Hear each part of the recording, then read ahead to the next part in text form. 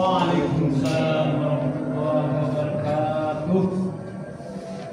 Bismillahirrahmanirrahim. Dari Ibnu Abbas radhiyallahu anhuma yang mendengar baginda Rasulullah sallallahu alaihi wasallam bersabda, sesungguhnya surga itu diberi wewangian dan dihiasi dari awal tahun hingga akhir tahun untuk menyambut bulan Ramadan. Bila malam pertama bulan Ramadan datang, maka akan bertiup angin dari bawah arsy yang disebut angin musirah. Karena hembusannya, maka daun-daun di perpohonan surga bergesekan. Juga gagang daun pintu, sehingga menimbulkan dengungan suara yang begitu merdu yang belum pernah didengar oleh pendengar sebelumnya.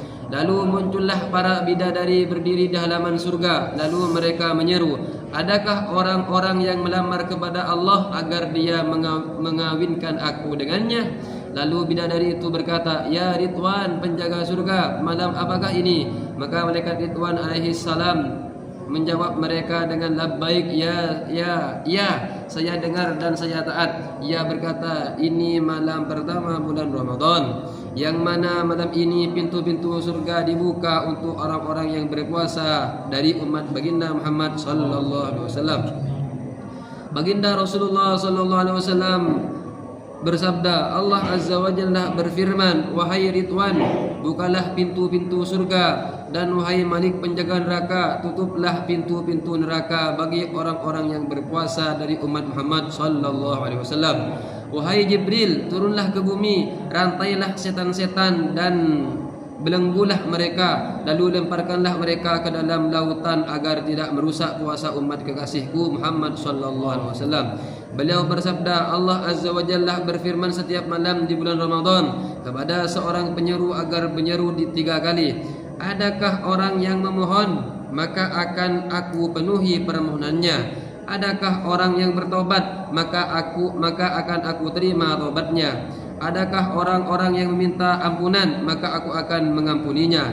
Barang siapa yang memberi pinjaman kepada Zat yang Maha Kaya, maka ia tidak akan mengalami kekurangan, dan dialah Zat yang memenuhi janji tanpa sedikit pun mengurangi. Beliau sallallahu alaihi wasallam bersabda, setiap hari pada bulan Ramadan, yaitu saat berbuka puasa, Allah Azza wa Jalla akan membebaskan sejuta manusia yang semestinya masuk neraka. Pada hari terakhir bulan Ramadan, Allah akan membebaskan manusia sebanyak yang telah dibebaskan dari awal hingga akhir Ramadan.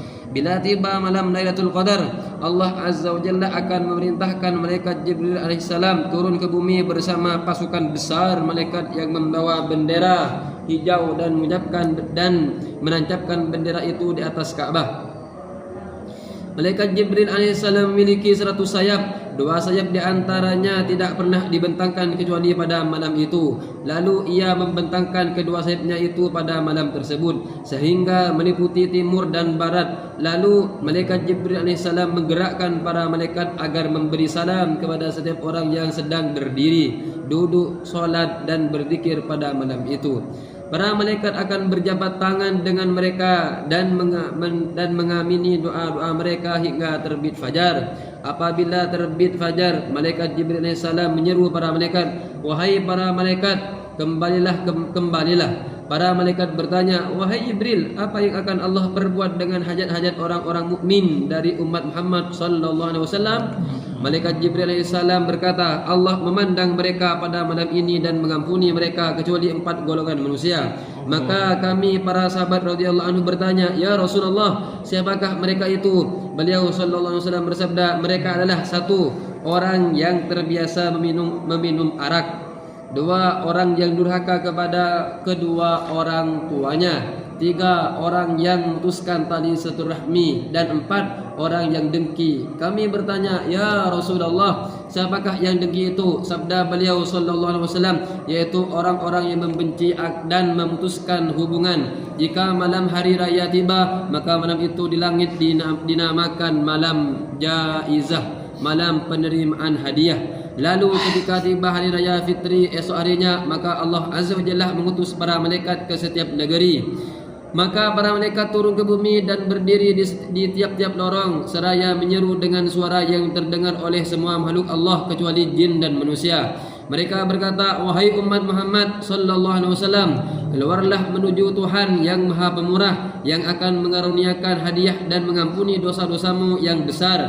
Apabila mereka datang ke tempat solat Id mereka, maka Allah Azza wa Jalla berfirman kepada para malaikat, apakah balasan bagi seorang pekerja apabila telah menyelesaikan pekerjaannya? Sabda beliau sallallahu alaihi wasallam, para malaikat berkata, wahai Rabb kami, balasannya adalah upah sepenuhnya.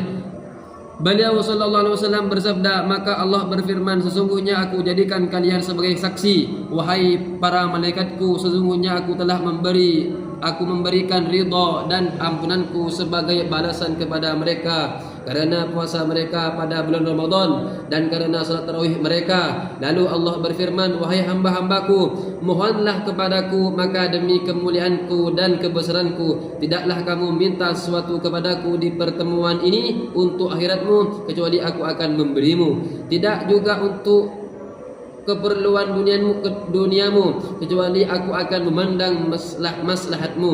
Maka demi kemuliaanku, sungguh akan aku tutupi kesalahanmu selama kamu mentaati perintah-perintahku. Demi kemuliaanku dan keagunganku, aku tidak akan menghinakanmu dan aku tidak akan mempermalukan kamu di depan orang-orang kafir.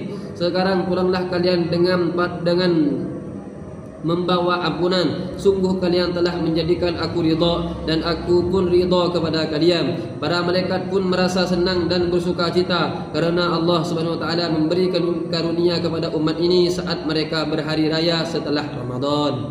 Hadis riwayat Ibnu Hibban, Baihaqi dalam kitab At-Targhib. Allahumma ij'alna minhum. Ya Allah, jadikanlah kami sebagian dari mereka.